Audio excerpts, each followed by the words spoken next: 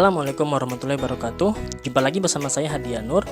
Masih pada pembahasan kita mengenai materi statistika. Dan kali ini kita akan lanjutkan pembahasan kita mengenai penyajian data. Pada video sebelumnya kita telah membahas mengenai definisi dan istilah-istilah penting dalam statistika. Bagi yang belum sempat menonton, silahkan dilihat di link deskripsi di bawah ini. Dan jangan lupa bagi yang belum subscribe, silahkan subscribe terlebih dahulu. Oke, langsung saja kita simak video berikut ini.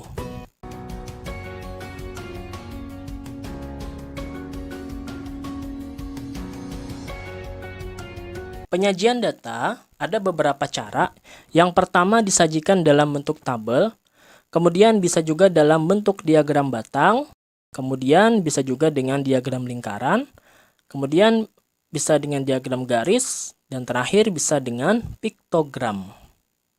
Nah, kita akan jelaskan satu persatu. Kita contohkan dulu.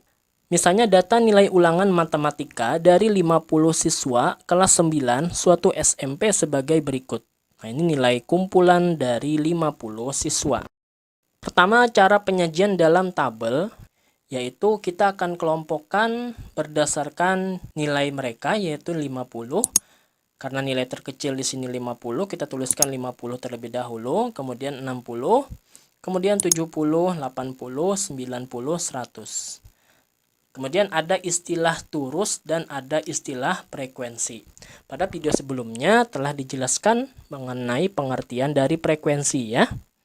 Nah, sekarang kita akan coba membuat dalam bentuk tabel.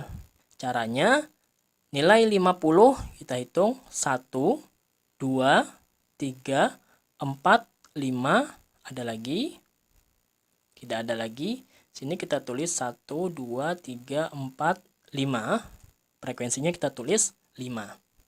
Kemudian yang 60, 1, 2, 3, 4, 5, 6, 7, 8, 9, 10. Berarti turusnya ada 10. Seperti ini. Maka frekuensinya kita tulis 10. Kemudian yang 70, 1, 2, 3, 4, 5, 6, 7, 8, 9, 10, 11, 12, 13, 14, 15. Nah, kita tuliskan berarti ada 15 turus ya. Nah, seperti ini. Itu ada 15 frekuensinya. Kemudian yang 80, 1, 2, 3, 4, 5, 6, 7, 8, 9, 10. Nah, 80 juga ada 10. Jadi, frekuensinya 10. Kemudian yang 90, 1, 2, ada lagi, 3, 4, 5. Ada lagi nggak? Nggak ada lagi ya. Berarti 90 ada 5. Seperti ini. Kemudian yang 100. 100, 1, 2, 3, 4, 5. 5 juga. Nah, 5. Apakah ada yang belum tercoret di antara barisan data ini? Nggak ada lagi ya. Nah, ini adalah penyajian dalam bentuk tabel seperti ini contohnya. Yang nilai 50 ada 5, 60 ada 10, 70 ada 15, 80 ada 10, 90 ada 5, dan 100 ada 5. Selanjutnya yang kedua, penyajian dalam diagram batang. Nah, ini nilai matematika yang tadi. Nilai matematika itu di sumbu X atau yang garis horizontal. Kemudian garis vertikal atau sumbu Y ini adalah menunjukkan jumlah siswa yang mendapatkan nilai matematika. Misalnya yang nilainya 50 ada 5 orang, berarti ini ke sini tingginya. Kemudian yang nilainya 60 ada 10, berarti dia menunjukkan ke angka 10 sini. Yang 70 ada 15, berarti ke sini, dan seterusnya ya. Seperti ini penyajian dalam diagram batang. Lalu penyajian yang ketiga dalam bentuk diagram lingkaran. Untuk menggambar diagram lingkaran, kita harus tahu besar sudutnya. Yang pertama nilai 50. Nilai 50 ini ada 5 orang. Jadi kita tulis 5/50. 50 yang penyebut ini bukan menunjukkan nilai, tapi menunjukkan jumlah frekuensi atau jumlah semua siswa. Sehingga kita tuliskan 5/50 kali sudut dalam satu lingkaran 360 derajat. Sehingga ini bisa kita coret. Nah, habis nolnya, kemudian 5-nya juga bisa kita coret sehingga menjadi 36 derajat. Lalu yang kedua yang nilainya 60. 60 tadi ada 10 orang, berarti 10 per 50. Nah, 50 ini kan jumlah semua siswa ya. Jadi ini bisa kita coret. Nah, 10 dibagi 5 kan hasilnya 2, berarti 2 kali 36, hasilnya 72 derajat. Kemudian yang ketiga nilai 70. Nilai 70 tadi ada 15 orang. Nah, kita coret 15 bagi 5 itu 3.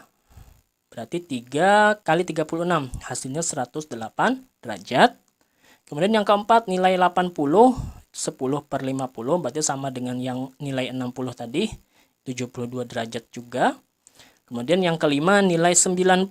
Nilai 90 ada 5 orang, berarti sama dengan yang pertama, 36 derajat. Dan nilai yang 100 juga 5 orang, berarti 36 derajat. Kalau kita gambarkan seperti ini. Yang berwarna merah muda ini yang paling besar, ini adalah menunjukkan nilai yang 70, yaitu 108 derajat. Berapa orang yang dapat nilai 70? 30% dari 50 orang, yaitu 15 ya. Kemudian yang paling kecil yang mana? Yang paling kecil yang sudutnya 36 derajat, yaitu nilai 50, 90, dan 100. 50 yang warna ungu, kemudian 90 yang warna biru, kemudian yang 100 yang warna jingga. Seperti ini gambaran dari penyajian data dengan diagram lingkaran. Oke, bisa dimengerti. Kemudian yang keempat, penyajian dalam diagram garis. Mirip-mirip dengan diagram batang, yaitu garis yang mendatar ini menunjukkan nilai matematika, sedangkan garis yang tegak ini menunjukkan jumlah siswanya. Yang dapat 50 ada 5 orang, kita bisa tuliskan seperti ini. Jadi kalau diagram batang itu berbentuk batang, kalau diagram garis itu cuma berbentuk garis seperti ini. Jadi kita hubungkan garisnya, maka dia membentuk diagram garis. Nah, sekarang yang kelima dengan piktogram. Apa itu piktogram? Nah, piktogram itu seperti ini gambarannya. Biasanya piktogram ini digunakan untuk menyajikan data yang nilainya cukup besar. Nah, misalnya di sini, ini satu gambar orang ini mewakili 5 siswa. Jadi, siswa yang dengan nilai 50 itu kan tadi 5 orang, berarti satu manusia ya. Kemudian yang nilainya 60 tadi ada 10, berarti ada 2 gambarnya. Yang nilainya 70 ada 15, berarti ada 3. Nilainya 80 ada 10, berarti 2. Nilainya 90 itu 5, berarti 1. Dan 100 juga 5 orang, berarti juga 1 gambar. Bagaimana kalau misalnya orangnya ada 7? Nah, ada 7, berarti gambarnya 1 orang dan 1 orangnya lagi itu gambarnya tidak penuh. Bisa separuhnya atau seperempatnya ya. Nah, seperti itu ya. Karena satu gambar orang ini mewakili 5 siswa. Kalau siswanya nggak sampai 5 atau lebih dari 5, misalnya 7 tadi, berarti nggak mungkin 1 orang lagi kita tambah. Tapi kita tambah separuh orang. Separuhnya saja ya. Nah, sekarang kita coba ke contoh soal. Diagram batang berikut memberikan informasi mengenai pengguna warnet selama 1 minggu. Nah, seperti ini. Pertanyaannya, jika jumlah pengunjung selama 1 minggu adalah 219 orang, maka berapakah pengunjung pada hari Jumat? Jadi ini 1 minggu seperti ini, pada hari Senin ada 36 orang, Selasa ada 25 orang, Rabu ada 22, dan seterusnya. Jumlah dari pengunjung selama 1 minggu ini adalah 219 orang. Maka berapa pengunjung yang berkunjung pada hari Jumat? Nah, caranya pengunjung hari Jumat itu adalah 219 orang dikurangi jumlah semua ini ya.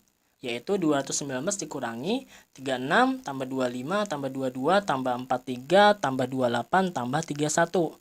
Hasilnya 219 dikurangi 185 yaitu 34. Nah, ketemulah. Jadi pengunjungnya pada hari Jumat itu adalah 34 orang. Nah, mudah sekali ya. Sekarang contoh soal kedua. Perhatikan diagram penjualan kendaraan dari suatu perusahaan berikut. Yang mendatar ini menunjukkan tahun penjualan, kemudian yang ini menunjukkan jumlah penjualan. Pada tahun 2015, jumlah penjualannya ada 10, 2016 ada 12 dan seterusnya. Pada tahun berapakah terjadi kenaikan penjualan sebesar 50%? Kita akan lihat kenaikan itu terjadi pada tahun apa? Kenaikan dilihat apabila grafiknya bergerak naik ke kanan atas, yaitu pada tahun yang pertama ini. Nah, ini kan nih ke atas nih naik, berarti di sini naik di tahun 2016. Berapa kenaikannya? Kenaikannya adalah selisihnya ini. Selisihnya adalah 2. 12 kurang 10 ya, yaitu 2. Tahun sebelumnya kan 10, berarti 2 per 10 kali 100%, hasilnya 20%.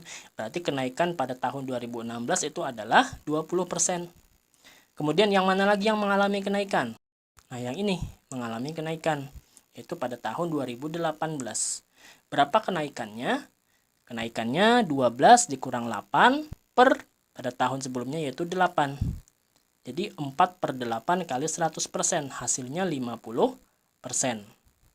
Nah, sebenarnya terjawab sudah ya. Kenaikan sebesar 50% itu terjadi pada tahun 2018 ya. Tapi kita lanjutkan saja dulu ya. Yang ketiga, tahun 2019 juga mengalami kenaikan di sini. Yaitu berapa kenaikannya? 16 dikurang 12 kan 4. Sebelumnya adalah 12, berarti 4 per 12 kali 100%, hasilnya 33,3%. Kemudian tahun 2020 juga mengalami kenaikan 18 kurang 16 per 16, yaitu 2 per 16 kali 100%, hasilnya 12,5%. Jadi kenaikan sebesar 50% itu terjadi pada tahun 2018. Oke, bisa dimengerti. Contoh soal ketiga. Diagram di bawah ini menunjukkan latar belakang pendidikan orang tua siswa di suatu sekolah. Seperti ini gambarnya. Perguruan tinggi ada 8%, kemudian SMA 12%, SD 45%, sedangkan SMP belum diketahui. Berapakah banyak orang tua yang berlatar belakang SMP jika jumlah orang tua siswa di sekolah tersebut 900 orang? Cara menjawabnya, persentase orang tua yang berlatar pendidikan SMP itu berapa dulu? Yaitu 100% dikurangi SD 45, perguruan tinggi 8%, SMA 12. Jadi 100 dikurangi 65% ya, jumlah semuanya adalah 35%. Kemudian jumlah orang tua yang berlatar belakang SMP berarti 35% kita kalikan dengan 900, yaitu 35 per 100 kali 900. Nah, ini boleh kita coret, berarti 35 kali 9 itu 315. Jadi banyak orang tua yang berlatar belakang SMP adalah 315 orang. Nah, begini caranya ya. Nah, demikian tadi penjelasan mengenai cara-cara penyajian data dan beberapa contoh soal. Semoga bisa dipahami dengan baik. Dan sampai jumpa pada video berikutnya. Terima kasih telah menonton video ini sampai selesai. Jangan lupa like, komen, subscribe, dan nyalakan loncengnya. Assalamualaikum warahmatullahi wabarakatuh.